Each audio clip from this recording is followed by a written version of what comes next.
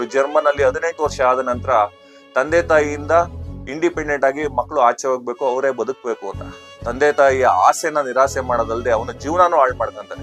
ಯಾವುದೇ ತಂದೆ ತಾಯಿ ತನ್ನ ಮಕ್ಕಳಿಗೆ ದಾರಿ ತಪ್ಪಿ ಅಂತ ಹೇಳಲ್ಲ, ಚೆನ್ನಾಗಾಗ್ಲಿ, 4 ಜನರ ಬದುಕ್ಲಿ, ನಾವು ವಯಸ್ಸಾದ ಕಾರಣಕ್ಕೆ ಕಾಲಕ್ಕೆ ನಮ್ಗೆ ಆಗ್ಲಿ ಅಂತಾನೆ ಅವ್ರು ಆಸೆ ಪಡೋದು. ಆದ್ರೆ ನೀವು ನಿಜವಾಗ್ಲೂ ನಿಮ್ಮ ಅಕ್ಕಪಕ್ಕ ನೋಡಿರ್ತೀರಾ, ಇಲ್ಲ ಈ ಪಾತ್ರ ನೀವೇ ಆಗಿರೋ ಸಾಧ್ಯತೆನೂ ಇರುತ್ತೆ. ಸ್ನೇಹಿತರೆ, ಈ ವಿಡಿಯೋ ಲೈಕ್ ಆಗಿಯೋ ಅಲ್ಲ, ಶೇರ್ಗಾಗಿಯೋ ಅಲ್ಲ, ದಾರಿ ತಪ್ಪಿದ ಮಗ, ದಾರಿ ತಪ್ಪಿದ ಮಕ್ಕಳಿಗೆ ಸಂಬಂಧಪಟ್ಟ ವಿಡಿಯೋ. ಈ ವಿಡಿಯೋ ನೋಡ್ತಾ ಇದ್ರೆ ಈ ವಿಡಿಯೋದಲ್ಲಿ ಬರುವಂತಹ ಪಾತ್ರಗಳು ನೀವು ನಿಜವಾಗ್ಲೂ ನಿಮ್ಮ ಅಕ್ಕಪಕ್ಕ ನೋಡಿರ್ತೀರಾ, ಇಲ್ಲ ಈ ಪಾತ್ರ ನೀವೇ ಆಗಿರೋ ಸಾಧ್ಯತೆನೂ ಇರುತ್ತೆ.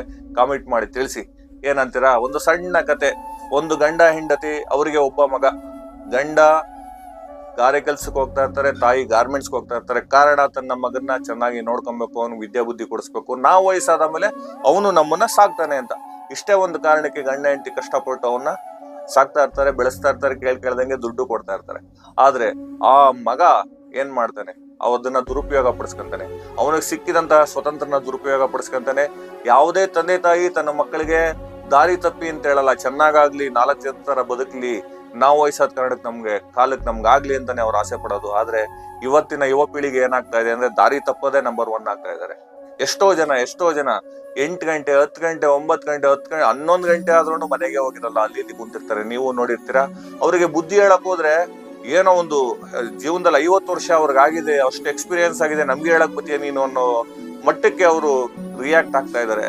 ಈ ಸಮಾಜ ಎಲ್ಲಿ ಹೋಗ್ತಾ ಇದೆ ಗೊತ್ತಿಲ್ಲ. ಪ್ರಪಂಚದ ಎಲ್ಲಾ ದೇಶಗಳಲ್ಲೂ ಯುವಕರು, ಎಕ್ಸಾಂಪಲ್ ಚೈನಾಗೆ ತಗೊಂಡ್ರೆ, ಚೈನಾದಲ್ಲಿ ಒಂದು 20, 22, 23 ವರ್ಷಕ್ಕೆ ಒಂದು ಉದ್ಯಮನೇ ಸ್ಟಾರ್ಟ್ ಮಾಡ್ಬಿಡ್ತಾರೆ. ಒಂದು ಸಣ್ಣ ಕಾಂಪೋನೆಂಟ್ ನ ತಯಾರು ಮಾಡುವಂತಹ ಫ್ಯಾಕ್ಟರಿ ಬೇಕಾದ್ರೆ ಮಾಡ್ಬಿಟ್ಟಿರ್ತಾರೆ ಅವರು.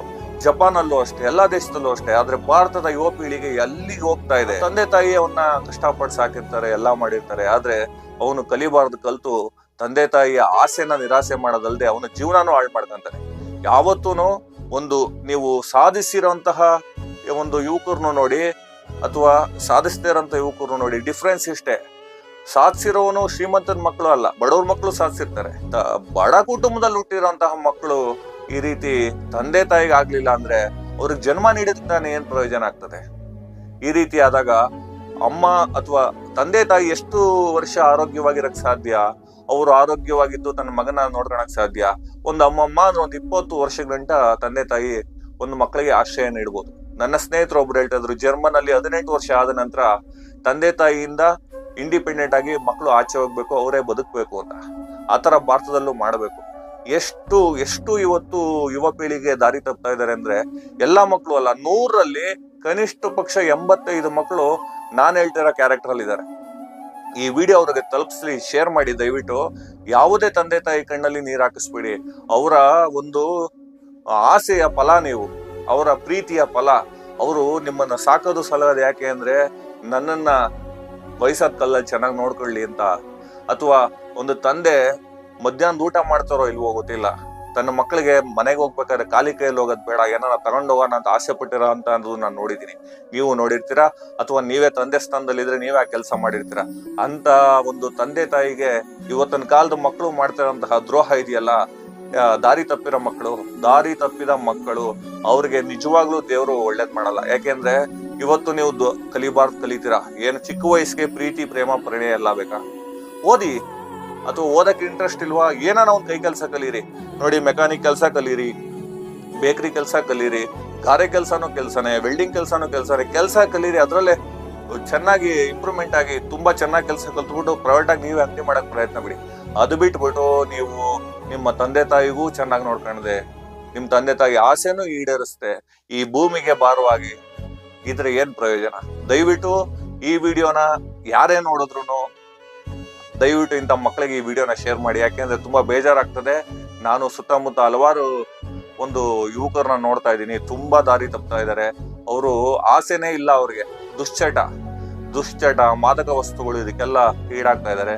ಹಾಗಾಗಿ ಆ ಒಂದು ತಂದೆ ತಾಯಿಯ ಆಸೆ, ಯಾವುದೇ ತಂದೆ ತಾಯಿ ಆಗ್ಬೋದು, ಅವರು ಮಕ್ಕಳನ್ನ ಸಾಕೋದಕ್ಕೆ ಪ್ರಮುಖ ಕಾರಣ ಮಕ್ಕಳು ತುಂಬಾ ಚೆನ್ನಾಗಾಗ್ಲಿ ಅಂತ, ಮಕ್ಕಳು ಭವಿಷ್ಯ ಚೆನ್ನಾಗಿರ್ಲಿ ಅಂತ, ನಾಳೆ ದಿವಸ ನಾವು ಸತ್ತೋದ್ರು ನಮ್ಮ ಹೆಸರು ಹೇಳಲಿ ಅಂತ ಅಲ್ವಾ? ಹಾಗಾಗಿ ಯಾವುದೇ ಯುವಕರು ನಿಮ್ಮ ತಂದೆ ತಾಯಿ ಆಸೆನ ದಯವಿಟ್ಟು ಅವರಿಗೆ ದ್ರೋಹ ಮಾಡಬೇಡಿ. ಅವರು ನಿಮ್ಗೆ ಹಗಲು ರಾತ್ರಿ ಕಷ್ಟಪಟ್ಟು ಸಾಕಿರ್ತಾರೆ, ಕಷ್ಟಪಟ್ಟು ದುಡೀರಿ ಹಗಲು ರಾತ್ರಿ, ಓದಿ ಚೆನ್ನಾಗಿ ಶ್ರಮ ಪಟ್ಟು. ಈ ದೇಶದಲ್ಲಿ ಇನ್ನೊಂದು ದೇಶದಲ್ಲಿ ಕೆಲಸ ಸಿಗುತ್ತೆ, ಕೆಲಸ ಸಿಗಲ್ಲ ಅಂತಲ್ಲ. ಹಾಗಾಗಿ ಈ ಒಂದು ವಿಡಿಯೋನ ನಾನು ತುಂಬಾ ನೋವಿನಿಂದಾನೇ ಮಾಡ್ತಾ ಇದ್ದೀನಿ. ಯಾಕೆಂದ್ರೆ ಹಲವಾರು ಯುವಕರು ಇವತ್ತು ಚಿಕ್ಕ ಚಿಕ್ಕ ವಯಸ್ಸಿಗೆ ಸೂಸೈಡ್ ಮಾಡ್ಕೊಂತ ಇರೋದನ್ನು ನೋಡ್ತಾ ಇದ್ದೀನಿ. ಹಲವಾರು ಯುವಕರು ಇವತ್ತು ದಾರಿ ತಪ್ತಾ ಇರೋದನ್ನು ನೋಡ್ತಾ ಇದ್ದೀನಿ. ಈ ಒಂದು ಸಮಾಜದಲ್ಲಿ ಗೌರವಯುತವಾಗಿ ಬದುಕೋದಕ್ಕೆ ನೀವು ಪ್ರಯತ್ನಿಸಿ. ಇಲ್ಲ ಅಂದ್ರೆ ಸಮಾಜದಲ್ಲಿ ನಿಮಗೆ ಬೆಲೆ ಇರಲ್ಲ. ವಯಸ್ಸು 25-30 ವಯಸ್ಸಾದ ಮೇಲೆ ನಿಮ್ಗೆ ದೇಹದಲ್ಲಿ ಶಕ್ತಿ ಇರಲ್ಲ, ನೀವ್ ಎಲ್ಲಾ ರೀತಿ ಬದುಕಕ್ಕಾಗಲ್ಲ. ಏನಿದ್ರು 20-30 ವಯಸ್ಸು ಗಂಟ ನಿಮ್ಗೆ ದೇಹದಲ್ಲಿ ಶಕ್ತಿ ಇರುತ್ತೆ. ನೀವು ಆಡಿದ್ದೆ ಆಟ ಹೂಡಿದ್ದೆ ಲಗ್ಗೆ ನಂಗಿರುತ್ತೆ. 30 ವರ್ಷದ ನಂತರ ಪ್ರತಿ ವರ್ಷ ಒಂದೊಂದು ಅಂಗ ಸೋಲ್ತಾ ಬರುತ್ತೆ. ಆಮೇಲಿಂದ ನಿಮ್ಗೆ ನಿಮ್ಮ ಊಟನ ನೀವೇ ದುಡ್ಕೊಂಡು ತಿನ್ನಕ್ಕೆ ಆಗದಿರೋ ಸ್ಥಿತಿಲಿ ಇರುತ್ತೆ. ಆ ವಯಸ್ಸಷ್ಟೊತ್ತಿಗೆ ನಿಮ್ ತಂದೆ ತಾಯಿ ನಿಮ್ ಜೊತೆ ಇರ್ತಾರೆ ಇಲ್ಲ ಅನ್ನೋದೇ ನಿಮ್ಗೆ ಗ್ಯಾರಂಟಿ ಇರಲ್ಲ. ಹಾಗಾಗಿ ದಯವಿಟ್ಟು ಈ ವಿಡಿಯೋನ ನೋಡಿದ ನಂತರ ಬದಲಾವಣೆ ಆಗಿ, ಈ ವಿಡಿಯೋದಲ್ಲಿ ನಿಮ್ಗೆ ಏನ್ ಸರಿ ಅನ್ನಿಸ್ತು, ಏನ್ ನಾನು ಸರಿಯಾಗಿ ಹೇಳಿದೀನಿ, ಏನ್ ತಪ್ಪು ಹೇಳಿದೀನಿ ಅಂತ ದಯವಿಟ್ಟು ಕಮೆಂಟ್ ಮಾಡಿ ತಿಳಿಸಿ. ಎಲ್ಲರಿಗೂ ಒಳ್ಳೇದಾಗ್ಲಿ, ಶುಭವಾಗ್ಲಿ.